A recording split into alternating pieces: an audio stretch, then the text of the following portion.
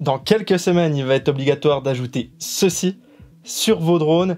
Et dans cette vidéo, je vais vous expliquer pourquoi. Drone Ambition, le partenaire de vos créations. Bonjour à tous et bienvenue sur la chaîne Drone Ambition. Aujourd'hui, on va voir qu'est-ce que c'est que cette fameuse balise. On va voir les textes de loi qui y sont liés. On va voir également comment ça fonctionne et comment l'équiper sur votre drone. Ça va être obligatoire à partir du 27 juin pour les drones qui ne sont pas enregistrés sur Alpha Tango.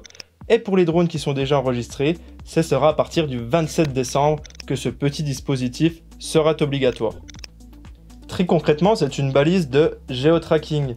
Donc ça veut dire que cette petite balise va envoyer des informations à la police, à la gendarmerie ou à la gendarmerie du trafic aérien principalement. Donc par rapport à l'endroit précis où va décoller votre drone, au drone où il se trouve actuellement dans les airs, et bien sûr son cap, sa vitesse et donc l'intégralité de son déplacement.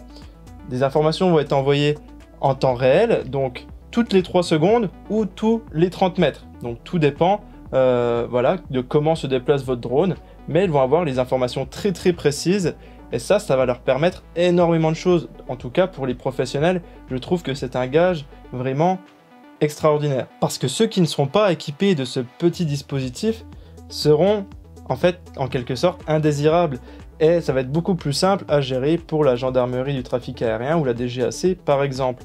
C'est vraiment quelque chose qui va être efficace et qui va faire ressortir les vrais professionnels du métier du lot. Donc le document qui régit cette loi, c'est tout simplement l'arrêté du 27 décembre 2019 que je vous glisse juste en dessous dans la description. Comme ça, vous aurez tous les éléments nécessaires, mais vous verrez que c'est plus orienté pour ceux qui fabriquent ces petits engins, comme la marque Dronavia que je vous présente aujourd'hui, qui est le principal fabricant à l'heure actuelle de ces fameux dispositifs. Et vous allez les retrouver en précommande également dans la description. Je vais essayer de vous négocier un code promo pour avoir une belle petite réduction sur ce produit. Donc voici les différents modèles proposés par la marque Dronavia. On est donc sur la gamme Zephyr Beacon, Beacon qui veut dire balise en anglais. Et vous voyez, on a 4 produits sur ce tableau. Les deux versions Pro, donc la version Pro et la version Light Pro, ne vont pas vraiment nous intéresser car elles sont vraiment orientées pour les forces de l'ordre. Du moins, vous voyez, la portée est établie à 3 km. Donc vous le savez bien, on ne va pas avoir le droit forcément de voler à plus d'1 km, hormis en scénario S4. Donc les deux versions qui peuvent nous intéresser sont la version standard ou la version light. Donc on commence par la standard avec une antenne interne comme vous le voyez actuellement sur l'image, une portée d'1 km, donc très bien pour faire du scénario S2 sans aucun souci. La batterie est intégrée avec une autonomie de 5 heures. Donc prévoyez bien de la recharger avant chaque vol. Si vous faites des longues journées de tournage, rechargez-la le temps de midi sur une batterie externe. Et bien évidemment, le poids n'est pas très élevé parce que ça représente quand même la taille d'une carte SD. Donc vous voyez, c'est pas forcément très encombrant, donc c'est pas forcément très lourd non plus. On a une dimension qui est très petite pour un tarif quand même assez élevé. Mais comme je vous l'ai dit, je vais essayer de vous négocier un tarif intéressant. Ce sera vraiment cette version standard qui va être utilisée principalement sur les gens qui ont déjà des drones, justement, directement sur Alpha Tango. Je pense à ceux qui ont des Mavic 2, des Mavic 2 Pro, des Phantom 4 Pro par exemple. Ils vont pouvoir mettre ce petit dispositif et on verra juste à la fin de cette vidéo comment on fait ça et où est-ce qu'on va poser ce dispositif. La version Light, comme vous le voyez, avec une antenne interne également, a une portée d'1 km. Mais celle-ci, en fait, elle doit être alimentée par votre drone, donc par une batterie LiPo ou par un dispositif qui serait à l'intérieur du drone. Je pense déjà au M210 de chez DJI qui pourra intégrer ce dispositif sans souci. Mais en fait, cette version Light, elle est surtout adaptée et appropriée pour les entreprises qui veulent construire tout simplement leur drone et l'intégrer directement. Au final, voilà, ce sera moins moche et ce sera beaucoup plus pratique. Et comme vous le voyez, forcément, cette version est un petit peu moins chère. Donc l'intégralité de ces dispositifs sont disponibles en précommande. Ils seront livrés à partir de mai. Vous le savez, c'est obligatoire à partir de juin pour certaines personnes et décembre pour d'autres. Donc voilà. Maintenant, l'installation, elle est vraiment très simple. Vous allez recevoir une version finalisée avec du double face. Rien de plus facile. Sur un Phantom 4 Pro, par exemple, il vous suffira de l'installer à l'avant du drone, pas en plein milieu, juste un tout petit peu à l'avant. comme ceci, avec du double face. Ça va tenir, il n'y a aucun problème là-dessus. Pour le Mavic 2, même concept, on va le mettre juste ici, juste devant la batterie, comme ça vous ne serez pas embêté si vous changez la batterie du drone.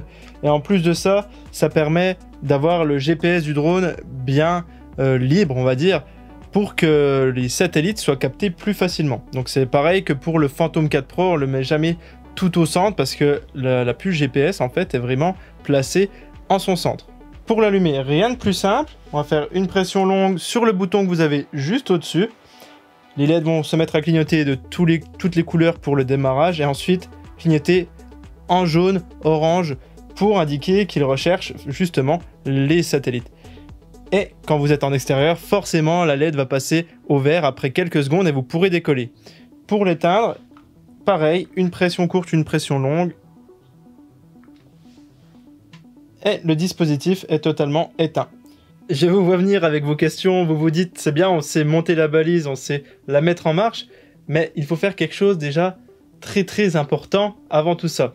Sur Alpha Tango, quand vous avez enregistré votre drone ou quand vous allez le faire peut-être plus tard quand vous allez acheter un nouveau drone, il faudra rentrer l'identifiant de cette balise pour que les deux soient finalement liés, que les forces de l'ordre sachent à qui appartient très clairement le drone qui est dans les airs.